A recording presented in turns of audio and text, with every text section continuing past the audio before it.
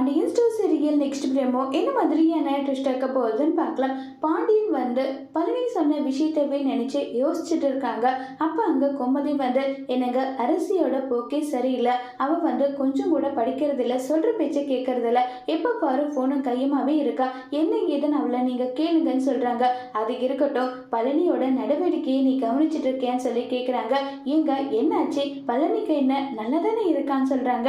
நீ அவன் நல்லா இருக்கானு சொல்லிட்டு அவனுடைய முகத்தை வச்சு மட்டும் நீ சொல்லாத, அவனுடைய மனசுல எந்த அளவுக்கு கஷ்டம் இருக்கு என்ன ஏதுன்றத நீ யோசிச்சு பார்க்கணும். இல்ல எனக்கு எதை பத்தியும் தெரியாது, எனக்கெல்லாம் வீட்டுல இருக்க அந்த சுகன்யாவை பத்தின உண்மை, அவ எப்படிப்பட்ட பொண்ணு, கேரக்டர் என்ன ஏது, இதை பத்தி எல்லாம் நீ விசாரிக்க மாட்டியா கோமதின்னு சொல்லி கேட்குறாங்க.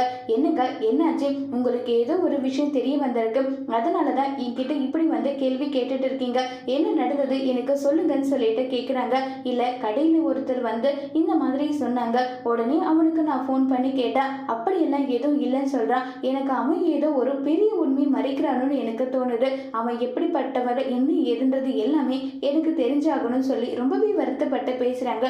இல்லைங்க சுகன்யா நல்ல பொண்ணு, பண்பான பொண்ணு, நீ எதுக்காக இப்படி சந்தேகப்படுறீங்க, நீங்க வந்து சந்தேகம்லாம் படாதீங்கன்னு சொல்லிட்டு இப்போ கோமதி வந்து சொல்லிக்கிட்டு இருக்காங்க. இதை கேட்டாவது பாண்டியனோட மனசு மாறுமா இல்லையங்கிறத வரப்போற எபிசோட்ல வெயிட் பண்ணி பார்க்கலாம். தேங்க்யூ.